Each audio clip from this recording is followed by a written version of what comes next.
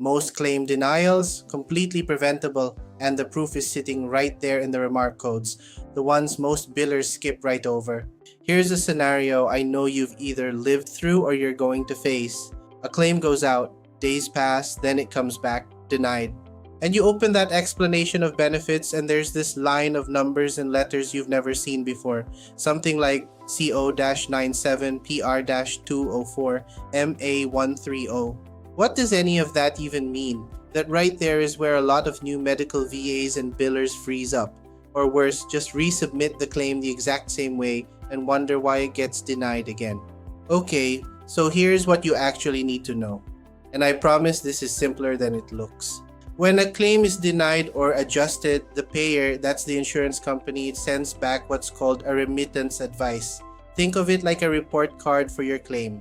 On that report card, there are two types of codes. Number one, the CARC, Claim Adjustment Reason Code. This is the main reason your claim didn't get paid the way you expected. It's the payer saying, here's the official reason we touched this claim. A few real examples. CO-4 means the service needs a modifier. The procedure code is missing something, like a -59 or -25 modifier.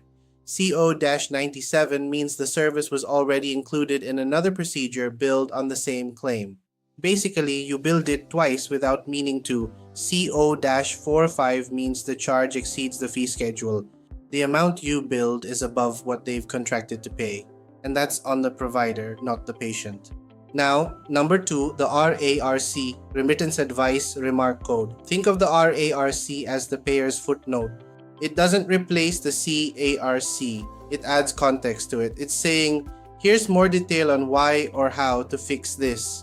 For example, MA13, O means your claim is missing required information. The CARC tells you it was denied. The RARC tells you something specific is missing. N30 means you submitted to the wrong payer, not just denied, misdirected. M86 means the service was denied because it was already paid under another code billed at the same time. Now you know exactly what to look for when you go back in. So if I had to put it as simply as possible, CARC tells you the what, RARC tells you the why or the how to fix it. You need both to actually resolve a denial. Let me make this super real for you. Say a claim comes back and you see CO-4 plus MA130. CARC-CO-4 means needs a modifier. RARC-MA130 means required information is missing. That's telling you, go back, check the procedure code, add the right modifier, and resubmit. Without both of those codes, you're guessing. With them, you know exactly what to fix in under 5 minutes. So here's your action step from today. The next time you open a denied claim, before you do anything else, find the CARC first. That's your why. Then look for the RARC. That's your how to fix it. And here's the tool I want you to bookmark right now. CMS.gov has a full, free, updated list of every CARC and RARC code with their definitions. No guessing. No Googling random forums. Go to the source. Most insurance payers also publish their own denial code glossaries, Aetna, UHC, BCBS. So once you know which payer you're working with, go straight to their provider portal too. This one skill, it's what separates a medical VA who just processes claims from one who actually resolves them. And that's who clients pay more to keep.